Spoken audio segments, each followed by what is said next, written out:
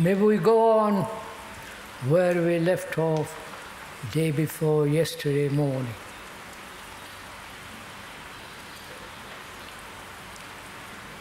We were talking about time.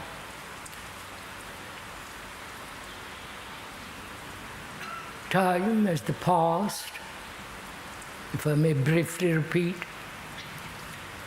Time as the past, time as the future, time now, at this second.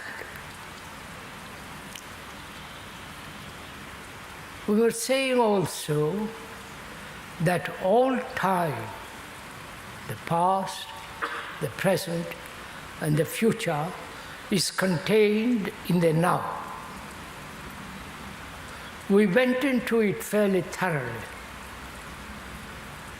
that the future is the present. Because what we are now, our behavior, our vulgarity, our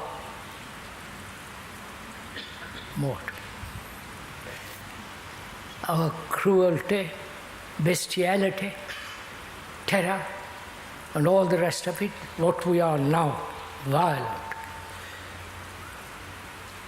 Tomorrow will also be violent. If there is no fundamental change now. So the future is contained in the present. The future, though modified, is still violence. So please, as we pointed out yesterday in greater detail, all time is in the present, is in the now. If one realizes the truth of that, it has tremendous significance. I'm using the word tremendous purposely, without exaggeration. It has a tremendous effect in our behavior, in our relationship, in what we are actually doing every minute of the day. It has great significance.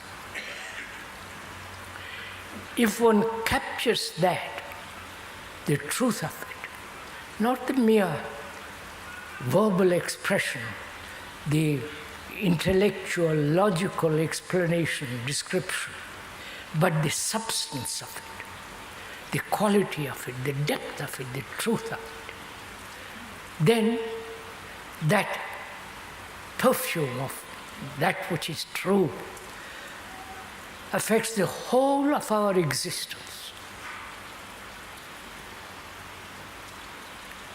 We would like this morning also, in relation to time, to inquire together.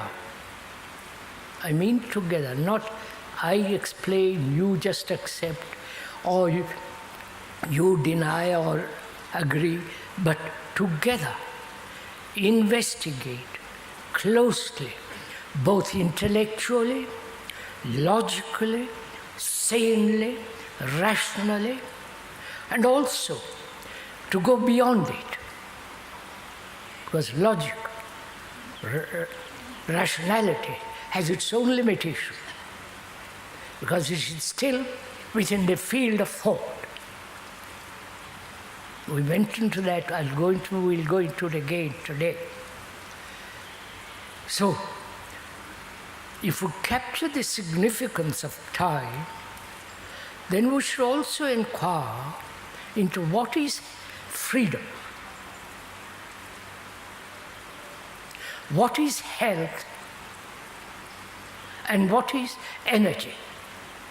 Right? Freedom, health,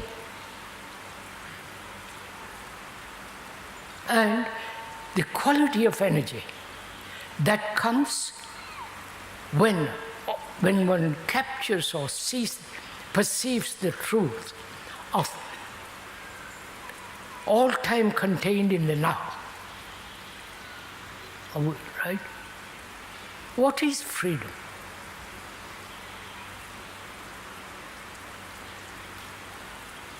All human beings throughout the ages have sought some kind of freedom. Historically, religiously, and so on.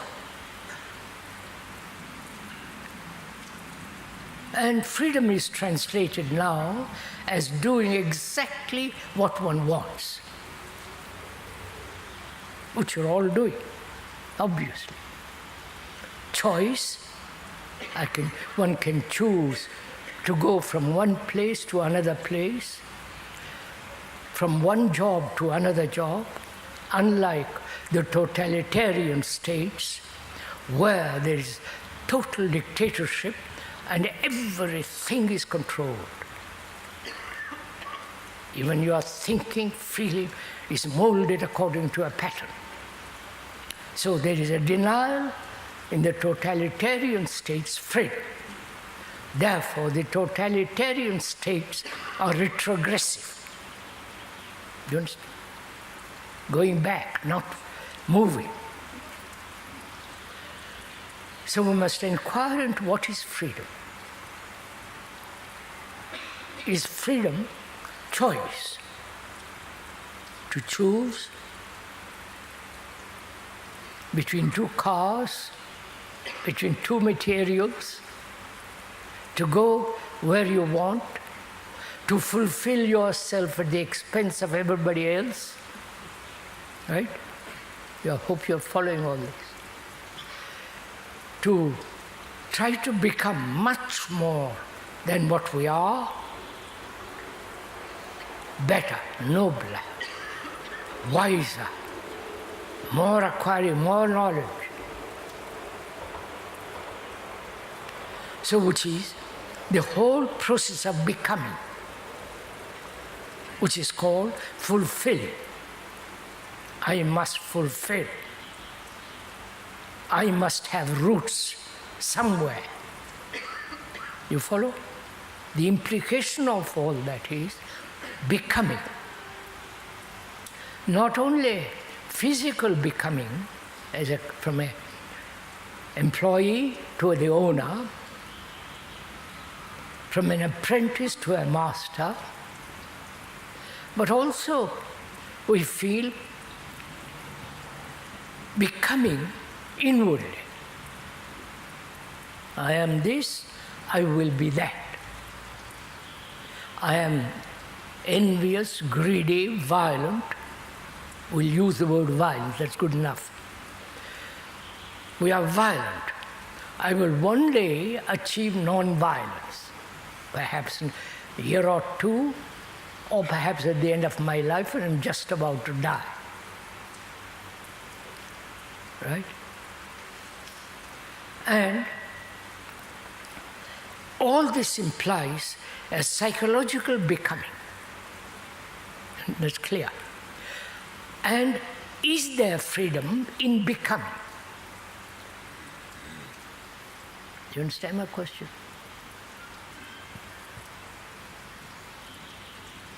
Or is freedom something entirely different?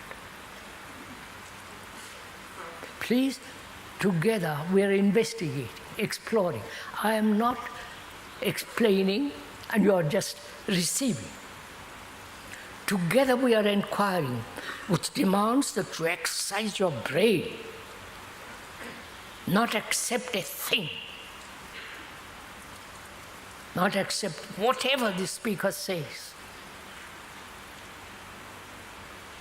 Therefore, the inquiry must be yours, not the speaker's. The speaker may just outline, put it into words, but the activity, the penetration must be on your part. So we are both sharing in this. Right? Not I put something forward with which you agree or disagree, that implies no shell. But if we are both inquiring, probing, asking, doubting everything we think and feel, under its relationship to time, and see if that becoming prevents freedom, right?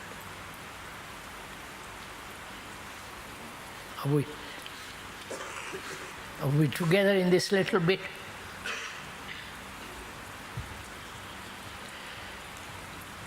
May I still more explain it? That is, if one is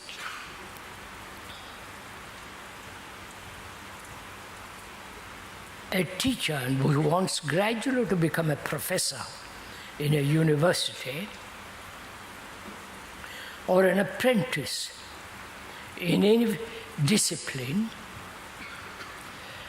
he's all the time attempting to become something, becoming more, becoming a greater expert, greater skill, greater knowledge. This limited energy given to a certain subjects is limiting. Therefore, that denies freedom. You understand? Are we together in this somewhat? Oh God, right. You see, we don't really demand freedom. We demand only within a limited area that I must do what I feel, I must act according to my like and dislike, and in that action I am free. I can choose between you and another, and so on. So all that activity is very, very, very limited. And that very limitation denies freedom. Of course. We are also verbally limited. Linguistically, I won't go into the question of linguistics. Linguistically, we are limited. Let's find out whether language limits freedom. You understand all this? Language, that is words, whether the speaker is using English, whether that language, words, condition the brain and therefore it becomes limited. Whether language conditions the brain, right? Are you getting this? Or language doesn't limit the brain, condition the brain.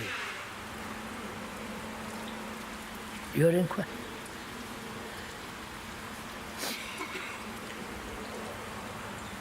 Please, I'm going to it with. I wish there were. Sorry, I don't wish. If there were only you and the speaker together, and not such a large audience, together, my friend and myself, then we can then discuss it very, very closely. And I'm going to do that, right? That is, you represent my friend, and I represent the speaker. The speaker and the friend are discussing this question, which is does freedom lie in becoming something all the time? Does freedom lie in expressing your ambition?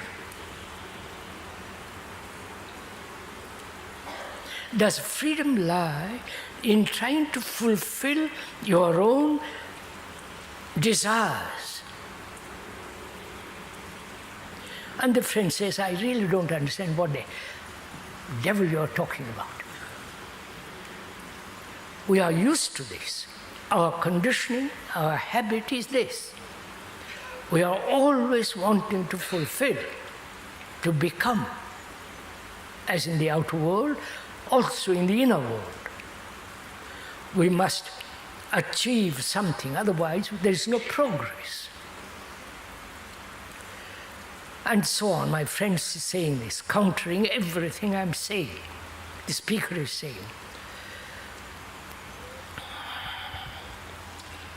And the speaker says, don't get so excited about it. Let's look at it together. When you are ambitious, both in the external world and in the psychological world, which ambition is the same, whether you're ambitious to become tremendously rich, or ambitious to reach near heaven, or illumination, or find ambitious to become silent. Ambition is the same. And that ambition, the speaker is saying to his friend, is limiting, is not freedom. And we have misused that word freedom, which is each person trying to assert himself, aggressive, holding on to his opinion, judgment, evaluation, dogmas, creed, and so on. And all this we call freedom.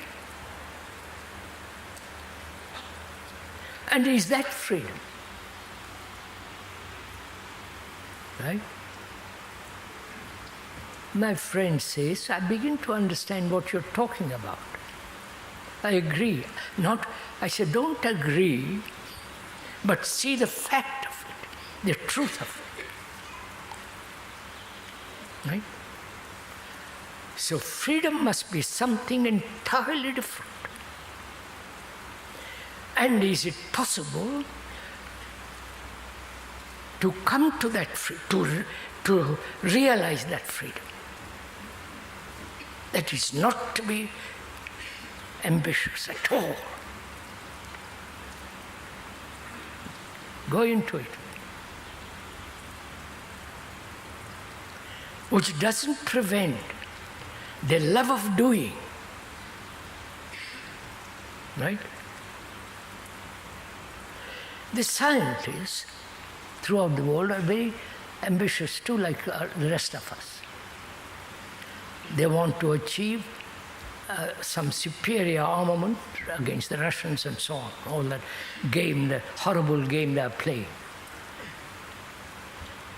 So, every human being in the world, however uneducated, stupid, terribly intellectual, are always caught in this process. And that is called freedom generally. And the speaker says that's not freedom. And the friend says, does language prevent or encourage the limited activity of the brain? You're following all this? Does this interest you? Huh? Are quite sure? Or is it you're playing a game with me?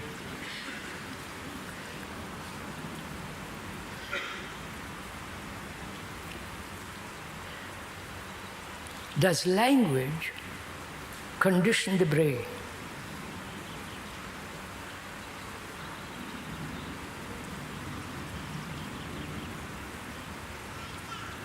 It does condition the brain if the words become important. Whether the words, English words or French words or German or Italian and so Russian. When the word has lost its depth when the word is used casually, when the word has special significance to each one, when the words have become the network of the brain. You understand? Are you following? Then the words condition the brain.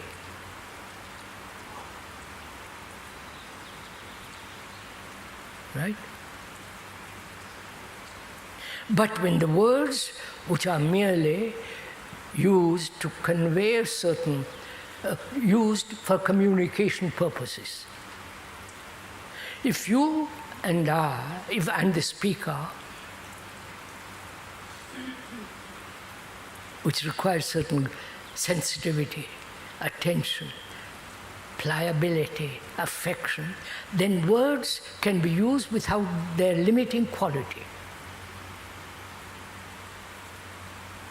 Then the brain is not conditioned by words. But now, as we are, words do condition our brain. When you say the totalitarian states, you immediately have a picture of it. You immediately see various dictators in different parts of the world, because their pictures have been in every newspaper for the last 50 years. The image springs up, and that image conditions the brain. You're following me? When I use the word guru, there you are. You have the reaction immediately.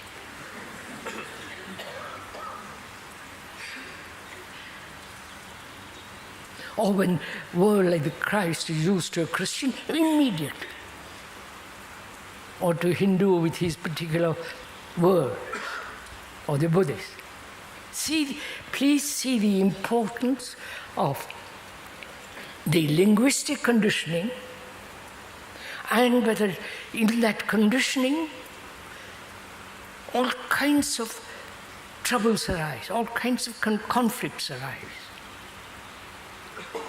The Hindu conflict and the Muslim and the Arab against the Jew, the Christians who believe in God against the totalitarians. This is going on. So, is it possible to be free from the linguistic prison? You understand? That's how you don't put your minds to all this. Right?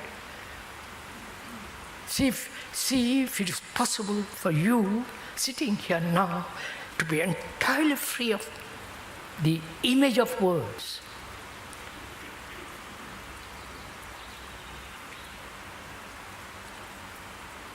And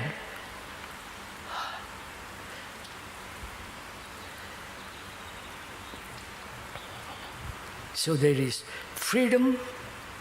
There is no freedom in becoming. There is no freedom when a man is ambitious or a woman is ambitious, greedy, envious. And he may think he's free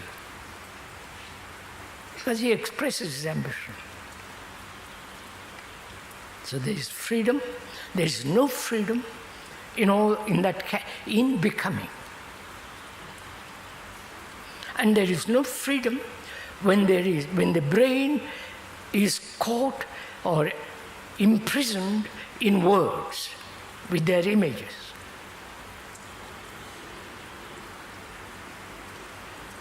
And also we ought to inquire, what is health? Does this interest you, health? You all wake up.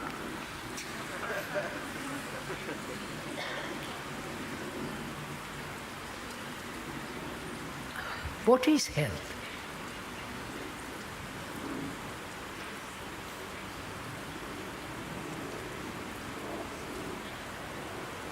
Can there be a healthy organism, biological organism, when there is constant conflict between each other, one opinion opposing the other, one expressing his desires fully against others' desires? This constant struggle, strain, conflict in which human beings live, does that contribute to health? Don't say no, but then that means those are the factors of ill health. Psychosomatic diseases. You understand all this?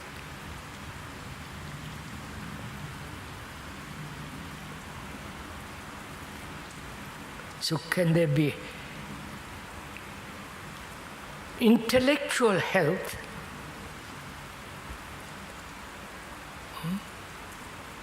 and emotions which are healthy, not romantic sentimentality and all that. That conduces to ill health. I don't know if you're following all this.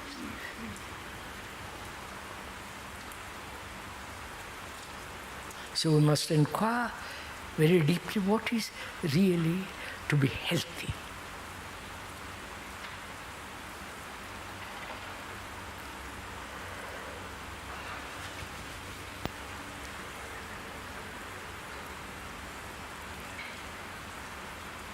This inquiry is not just when you are reaching death,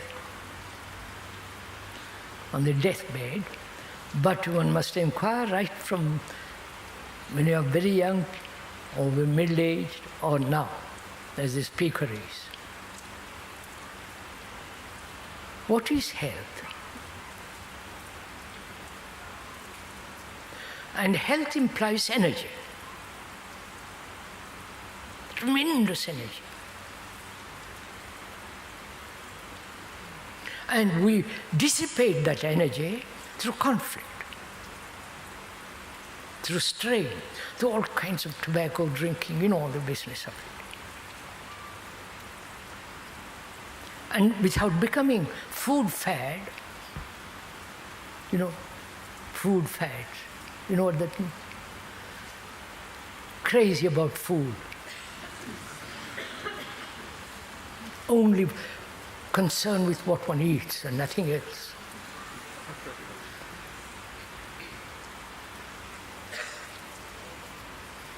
Without becoming food fads, to find out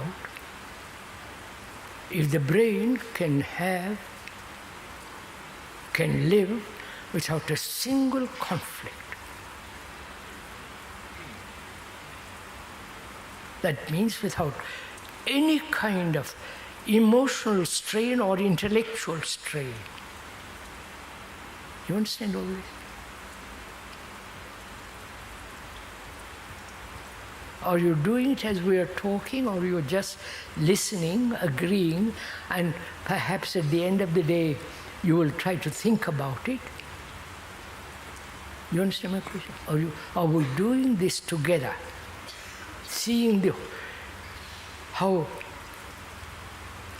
ill health is brought about, heart trouble, all the rest of it. Suppose one is highly intellectual. Very few people are.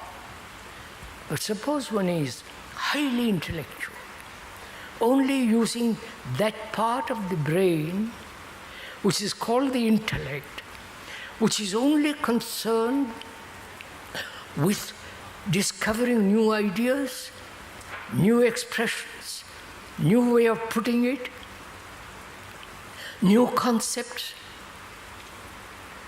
and disregarding the whole of one's existence, biological and other ways of living, completely caught in that, right? Then that affects the health, naturally. And if one is highly emotional, romantic, sentimental, as most people are, that also brings various forms of conflicts, which affects ill health. Health means energy, right? Not through drugs, not through alcohol, but, oh, need I explain all this silly stuff? But when there is no conflict whatsoever,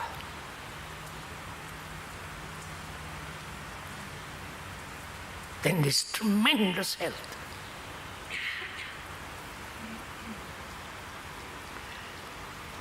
And we said there is freedom, we talked about, health, and energy.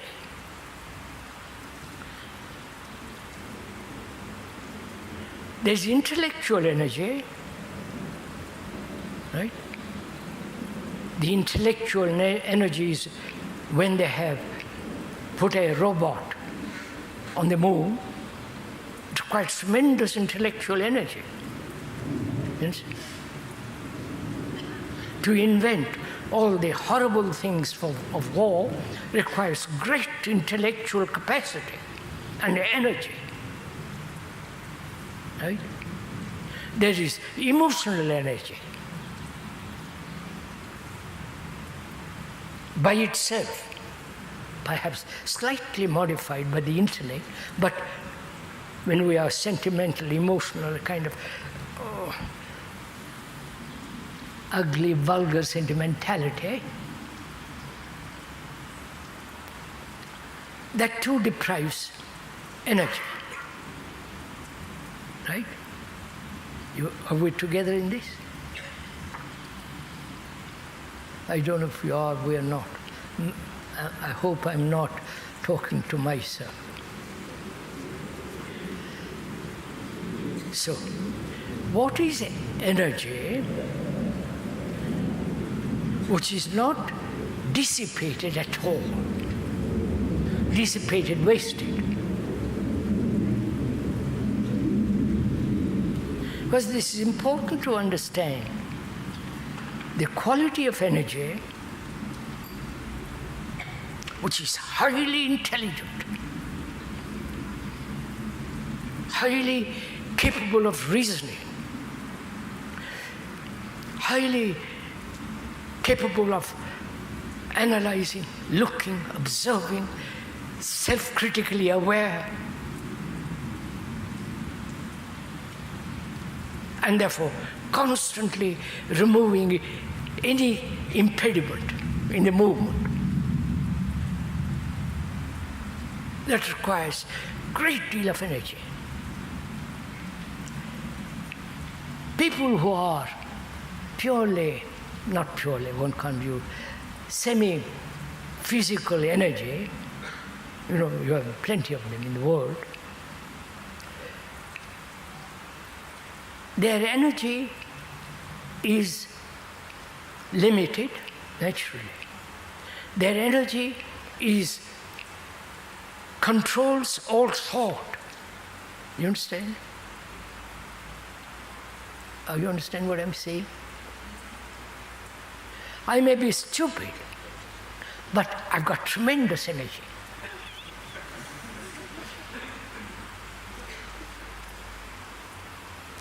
What I think is right. And that drives me. And you see such people all over the world with extraordinary amount of energy.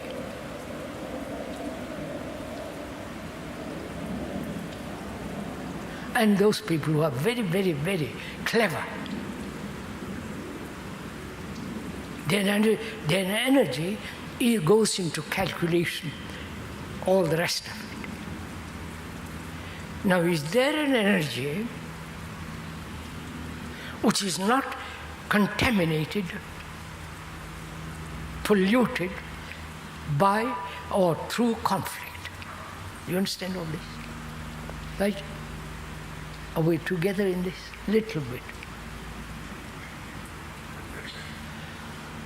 Then we must inquire why we human beings,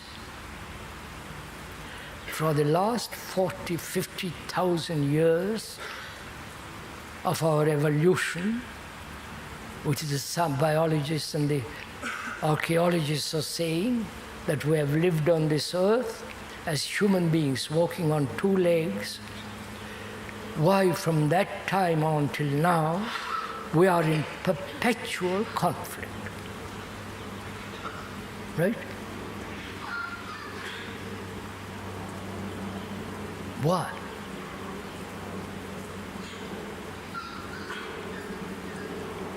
Is it agreement and disagreement? Look at it. I agree to something and you disagree with that something. There's beginning of conflict. I believe in certain, one believes in ideals, the other doesn't. Immediately a conflict. One likes, the other doesn't like. One protects the few, and the few are against everybody else. In our relationship with each other, there is conflict. Man-woman conflict. And there is conflict between the guru and the disciple. Right? Don't you notice all this? The disciple wants to become like the guru. How silly that is. But the guru himself probably is rather silly. So there is this perpetual struggle, conflict. One holds on to something, identified oneself with that something, and one resists at any price.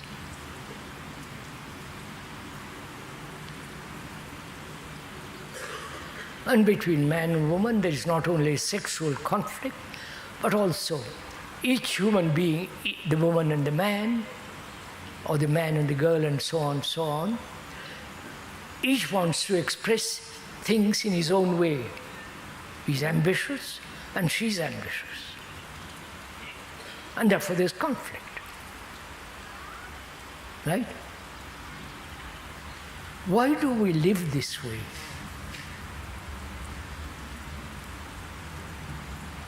That's immense waste of energy, right? But why?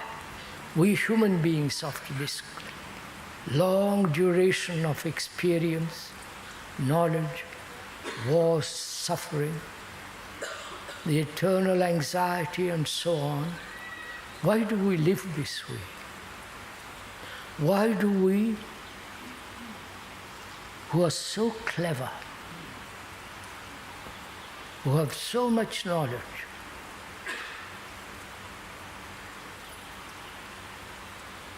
so learned, why do we carry on this way?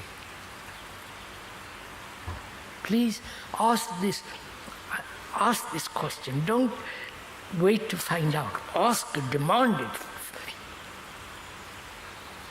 Put your passion behind to find out.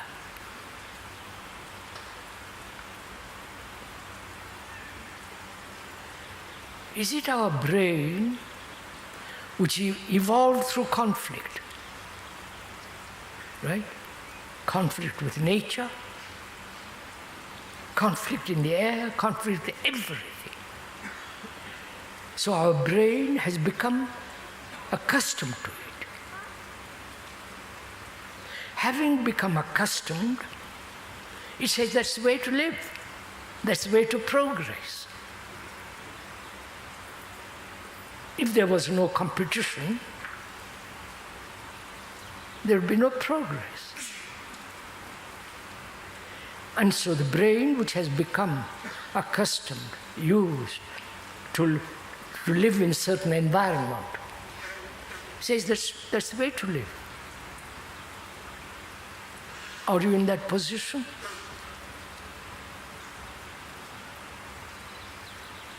You sitting there say, well, I'm used to this. And because you have used to it, you rationalize it. You see, yes, in nature, everything struggles. The little tree, the little plant is struggling towards the light. The tiger kills the deer, right? So it's part of our nature to be violent, to be in conflict, to be at war with each other, and therefore war with much and greater significance, right? We have lived that way.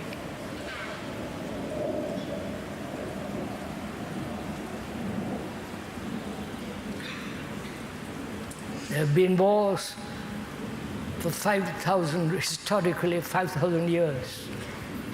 Practically every year there's been a war. And we are living in a state of war, right? And we say that's natural. We have done it for 50,000 years. Why not?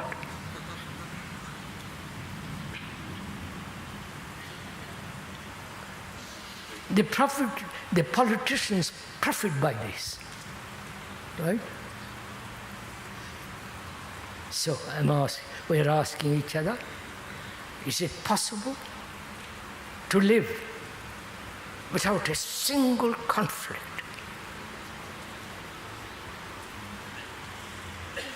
So from that we have to inquire why we human beings have problems. Problem means conflict, right? Why have we problems?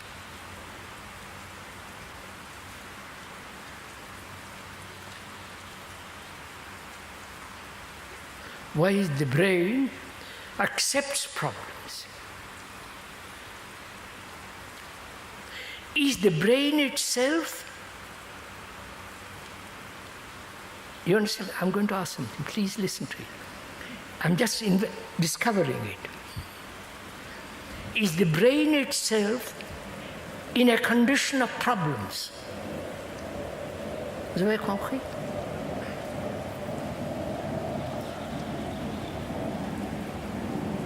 Is the brain itself? We won't compete with the airplane.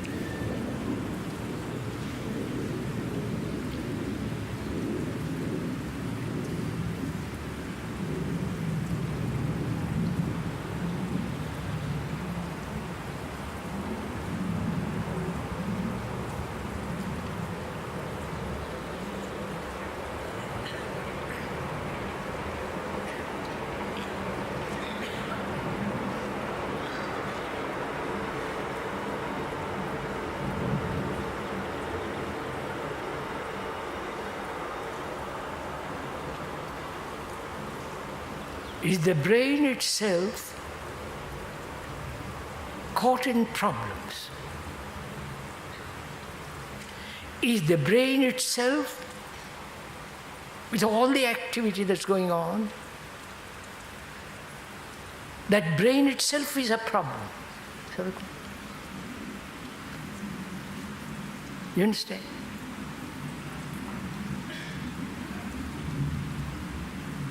Gosh, I wish this noise would stop.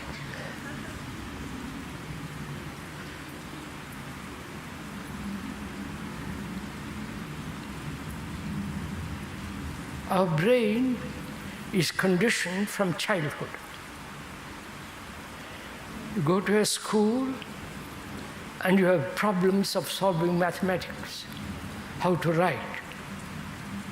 poor little child goes to a school, and writing becomes a problem.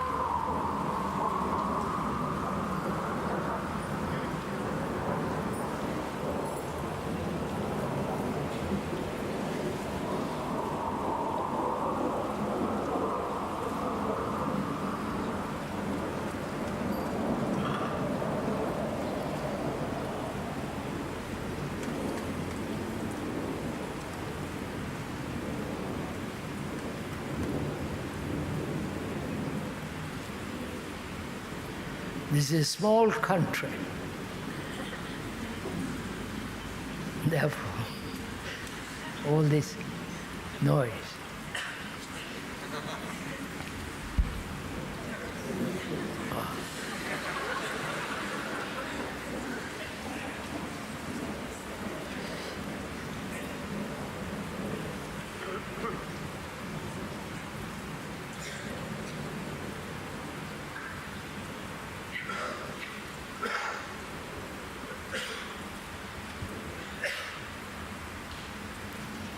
We're asking whether the brain itself is the problem.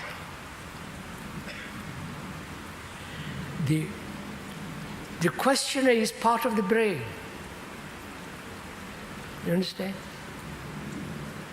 The questioner says, is the brain the problem? And the questioner is also part of the brain, naturally. But the questioner is asking the brain, why are you in conflict? And it says, I have been trained from childhood to solve problems. I have been to the schools as a child. They have taught me how to write, which has become a problem to me. And how to read, however pleasant that reading may be, that has also become a problem. Because I don't know first what A means, how it looks. So I go through school, college, university if I'm lucky, and that whole movement of acquiring knowledge in any discipline has conditioned my brain. So the brain is the problem-solving machinery. You understood?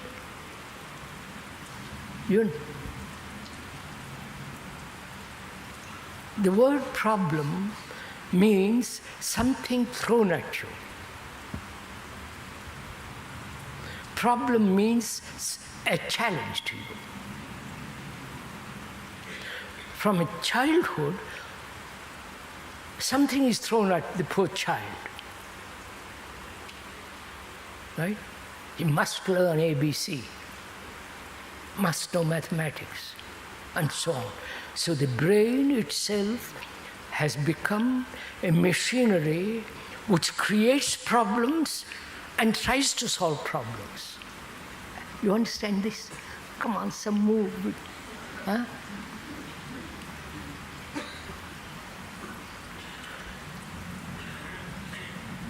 So what is one to do? Right? If the brain, that which is inside the skull, is the machinery which creates problems, it is. Mathematical problems, technical problems, problems with man and woman, problems with politics, problems with pollution, right? All the depository of all the toxic material, you follow the whole process, it's all becoming a problem. And the problems have risen because of the brain. Right? Just we are moving further. So the brain is responsible for problems and the resolution of those problems. Right? Are we clear on this matter? Somewhat. Need I go more into it? Huh? Do you want me to go more into it? Why? It's so simple, isn't it?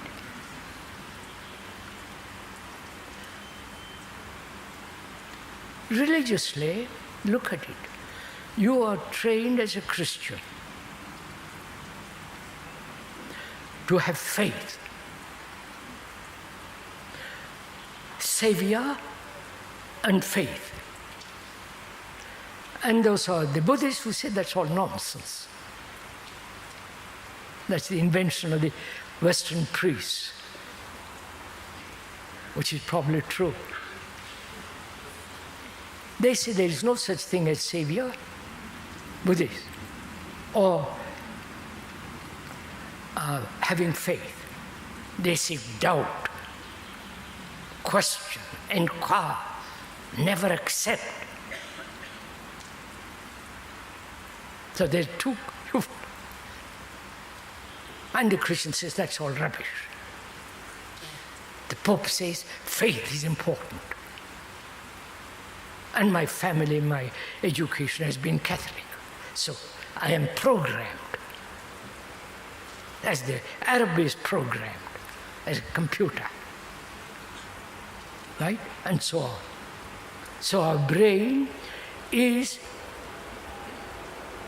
a form of computer programmed.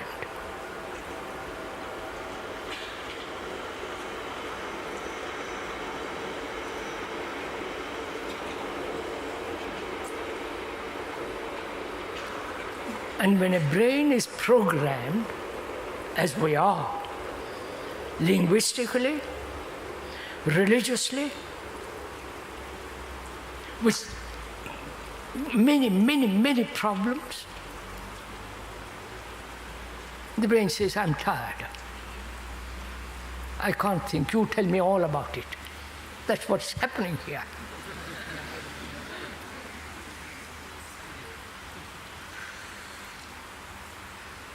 So your brain is becoming gradually withering, gradually atrophied, which is with problems.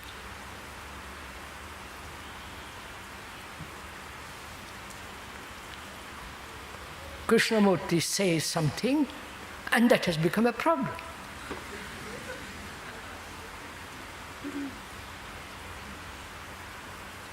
So,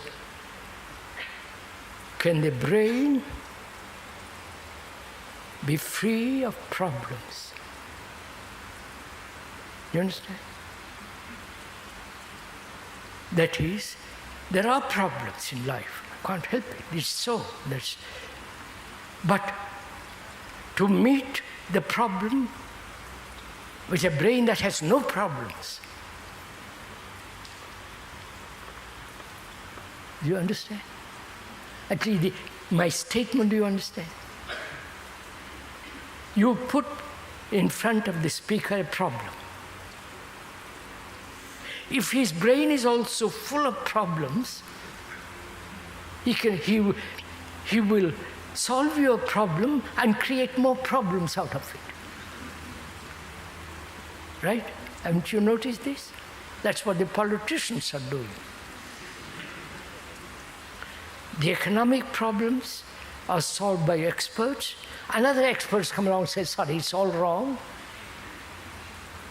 Right? And so on and on and on. So to find out whether you can have a brain that is not a mechanical brain, that's not a machinery that's solving problems, which means to have no problem. And that's possible. I'll show you it in a minute if you go with it carefully. That's possible only when you understand time.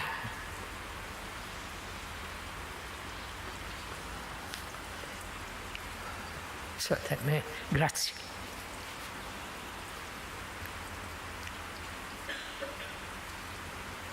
As we said, time is the past, present, and the future.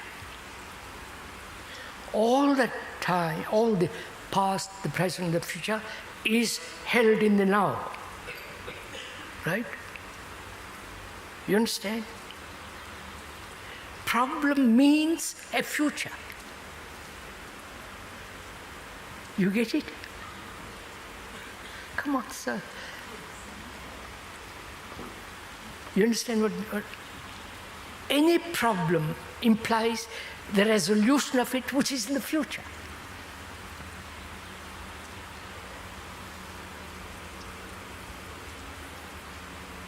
Right? That's why it's very important to understand all time is now. So that's the beauty of it. So you put a problem. There's a problem. There are several problems, I know, I'm aware of. In all the places I go to, various schools I go to, various politicians one meets, the scientists one meets. They're all asking, demanding, questioning. And if your brain is also full of problems, anxieties, uncertainty, then your answer will be as muddled as theirs. Right?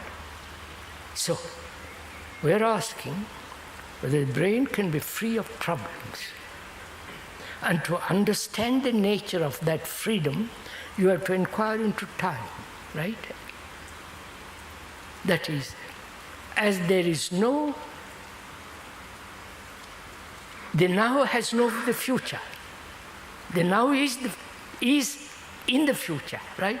I wonder if you understand this. So, any problem arises, and the solution means time. Right? Therefore, if you understand very clearly, I'm going to go into it very slowly. I'm also learning as I go along. It's fascinating, this.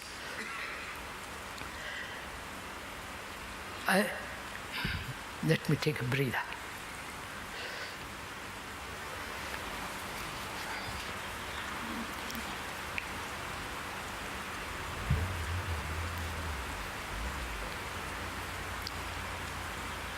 There are problems. Life has problems. Because human beings are so obstinate, so arrogant, full of their own importance. I have done this, I'm going to stick to it. And they create problems. And the speaker has to meet them, right? If he is also full of problems, he'll make a mess of it, right? So, to be free of problems implies the inquiry into time, right? Because problem and its solution implies inherently in it time, right? I have a problem, I must think over it, I have discussed it, I go into it, I read books about it, or consult my guru, you follow? All that goes on. So that problem and its solution, inherent in itself, is time. Clear? Then, we have said previously, time is contained in the now. See the relationship between the problem and the time, do you see it? Therefore, any problem, and it has no time, it must be solved instantly. You have understood this? That implies, may I go on? I hope you are as excited as the speaker is. because he's discovering something new each time. That implies perception of the problem, perception, not according to your prejudice, according to your judgment, according to your opinion and so on, but perceiving with your brain, with your heart, with your whole being. Right? Seeing, in which there is no distortion. There is distortion moment there is motive. So, to put away motive, direction, absolute perceive as it is, and not allowing a second to hinder the solution. You understand this? I wonder if you understand this.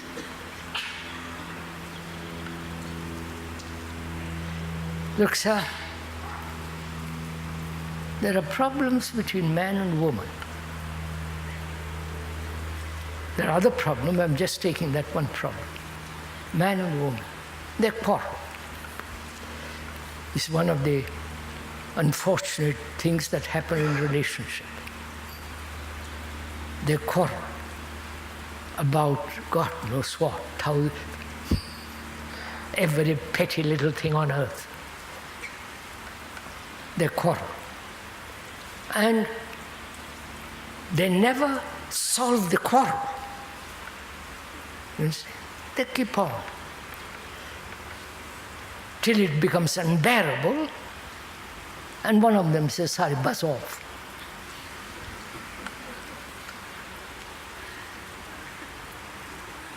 And thereby they think they have solved the problem. Then they get married to another man or woman, start the whole game again. You must all be familiar with this, aren't you? That's why you're all in agreement with this, I see. So this goes on. Now, if the man or the woman understood the nature of time, the truth of it, you understand? That is, to see the quarreling going on,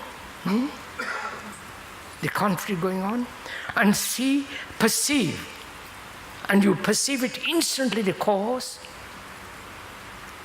and instantly remove the cause. Because you are not allowing time at all to interfere with the solution of the problem. You understand this? Come on, sir. Is this somewhat clear?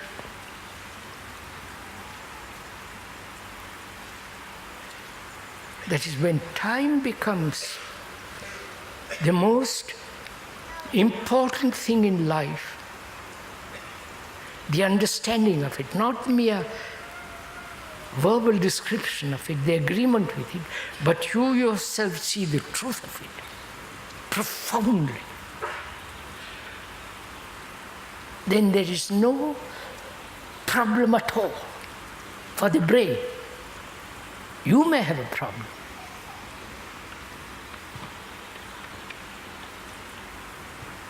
But the brain that meets the problem is all important. How you approach the problem.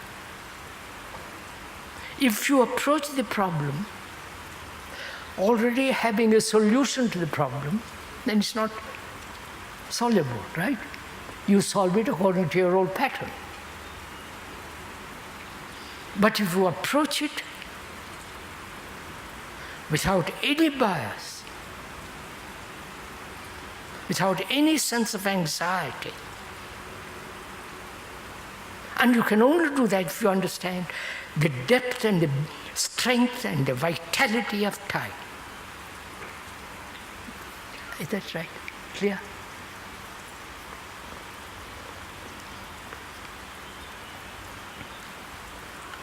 So, can your brain which is no longer a slave to linguistic control, linguistic images, and has understood the nature of freedom, real freedom, in which there is no sense of moving away from something. If you move away from, let's say, if you move away from anxiety, the movement is time. And therefore, that movement may appear as security, but that movement has inherently in itself uncertainty. Right? We're getting. Is this too intellectual? No. It's just common sense. So, inquiring into freedom, inquiring into what is health. Because if you're not healthy, you cannot have freedom, because that will impede you. I may be paralyzed, but still I can be healthy. You understand? I may have only one eye to see clearly, but that doesn't prevent me my health. Health is destroyed by this constant conflict, achievement, success, ambition, uncertainty, confusion, all the pain of life. And the energy.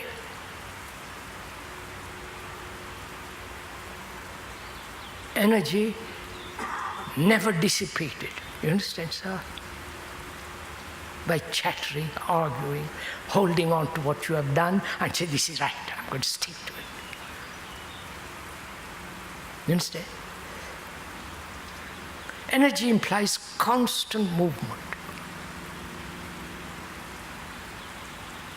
constant discovering something new, not technologically, psychologically, so that your brain becomes extraordinarily active and not dissipated, that energy. When you have that energy, then you can look at problems, you understand? And understand time. They all dovetail, they all fit together. They're not separate, you understand? It's one long, steady movement. And also, we ought to talk over together why human beings are hurt, psychologically wounded, why human beings in their relationship quarrel, and so on. I don't think this morning there is time for it. It's now 20 to 12.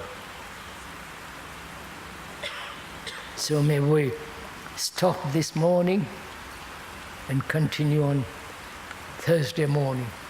Would that be all right?